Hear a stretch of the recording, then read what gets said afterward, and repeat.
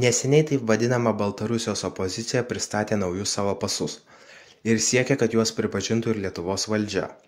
Didžiausias šio fiktyvaus dokumento akibrokštas yra jo viršelėje naudojamas vyčio simbolis. Taip pat Baltarusijai yra priskirtas Dieveniškių enklavas.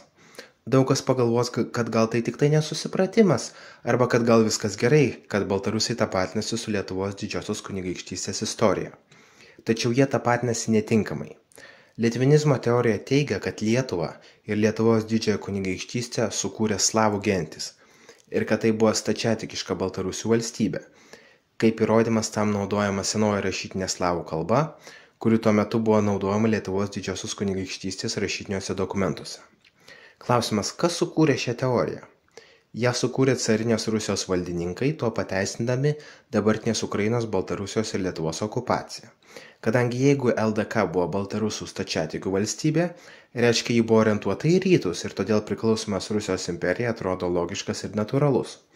Todėl net Putinas palaiko litvinizmą ir išreiškia litvinistinės pozicijas per interviu su Takeriu Karlsonu. Dabar pakalbėkime, kaip buvo iš tikrųjų. Čia matote žemėlapį etninių baltų genčių, kurios buvo Mindaugo suvienytos į Lietuvos valstybę apie 1240 metus. Kaip matote, joms priklauso ir dalis dabartinės Baltarusijos teritorijos Sulyda, Ašmena ir Krieva, kurios tuo metu buvo gyvenamos lietuvių. Taip pat į Lietuvos valstybę įėjo ir Nadruvos bei Skalvos žemės dabartinėme Klaipėdos krašte ir Kaliningrado srityje.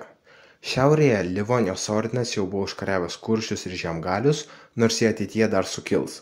Ir Estija priklauso Danijai. Tuo tarpu vakaruose kryžiuočių ordinas dar nespėjo užkariauti visų prūsų. O pietuose mes matome daug smulkių baltarusiškų kunigaikštysčių ir rimčiausia ir geriausiai žinoma iš jų yra Polockas, kuris buvo įkurtas 862 metais dar vikingų ir jį galima laikyti ankstyvojo Baltarusių valstybingumo pradžia. Toliau dar labiau pietuose mes matome milžinišką mongolų ordą, kuri tuo metu jau buvo sudeginusi pagrindinius Kijevo Rusijos miestus, bet dar nesuspėjo užkariauti visų Rusijos kunigaikštysčių. Jie netrukus puls Lenkiją ir Vengriją ir nužudys ten labai daug žmonių. Toliau kitame žemėlapyje matome situaciją jau maždaug Mindaugo karūnavimo metu. Kaip matote, prie Lietuvos yra prijungtos jau ir slaviškos teritorijos, kartu su Slanimu ir Minsku. Baltarusų litvinistai teigia, kad Lietuvos branduolis buvo kažkur tarp Minsko ir Naugarduko, bet kaip matote, šios teritorijos prie Lietuvos prijungtos Mindaugo jau vėliau. Vakaruose Mindaugas kryžiuočių ordinui atidavė jau minėtas Nadruvos ir Skalvos žemės, kurios ordinas užkariavo, taip pat ir Žemaitiją, kurios ordinui taip ir nepavyko užkariauti. Tuo tarpu mongolai jau užkariavo visas Rusijos kunigaikštystės arba pavertė jas savo vasalais. Tai Polockas paverstas mongolų vasalų, taip pat Novgorodas irgi paverstas mongolų vasalų, nors išlaikė nemažą autonomiją. Taigi slavų žemės yra atsidūrusios tarp mongolų ir Lietuvos. Jos neturi jokių galimybių sukurti kažkokios stiprios nepriklausomos savo valstybės. Lietuva artimiausius amžius kovos su mongolais ir iš jų atims teritorijas iki pat Juodosios jūros. Kitas labai svarbus momentas yra, kokiu būdu Mindaugas gavo arba įsigijo tas slavų žemės. 1245 metais Mindaugas iš popiežiaus gavo laišką, kuriame popiežius patvirtino Mindaugo teisės į užkariautas slavų žemės ir netgi skatino tolimesnę Mindaugo ekspansiją į slavų teritorijas, siekdamas ten platinti katalikybę. Ir ten aiškiai yra parašyta žodis užkariautas teritorijas. Taigi dabar, kai Lietuvos politikai aiškina apie bendrą lietuvių ir baltarusų paveldą, tai yra nesąmonė. Su Lenkija galima sakyti, kad turėjome bendrą paveldą, nes abi pusės savo norų sudarė bendrą valstybę. Bet kai viena pusė užkariavo kitą prieš jos valią, kuri net nenorėjo būti toje valstybėje, tai apie jokią bendrą paveldą mes negalime kalbėti. Baltarusija LDK buvo žemesnio lygio, neturėjo politinių teisių, net neturėjo savo diduomenės ir jų nuomonė valstybės valdymui ir kūrimui buvo visiškai nesvarbi. Taigi lietuviai yra didi tauta, o baltarusai tik baudžiaunikai, kuriuos galima visaip išnaudoti.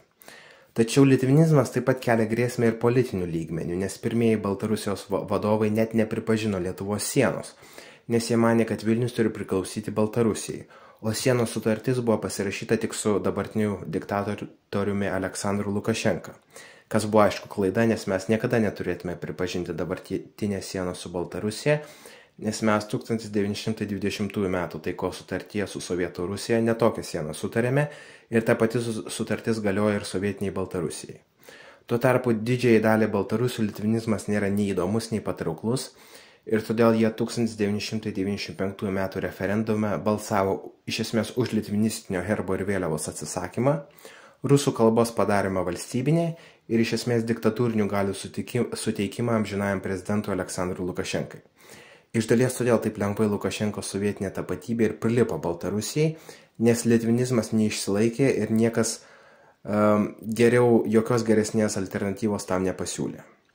Žinoma, Baltarusiai galėtų savo tapatybę sieti su tų pačių senovinių slavų kunigaikščių tapatybę ir su senosiomis jau minėtomis Polocko arba Turovo kunigaikštystėmis, bet kadangi jie nelabai turi savigarbos, tai jie net ir neinvestuoja į istorinius tyrimus ir tos senosios istorijos net ir nelabai žino.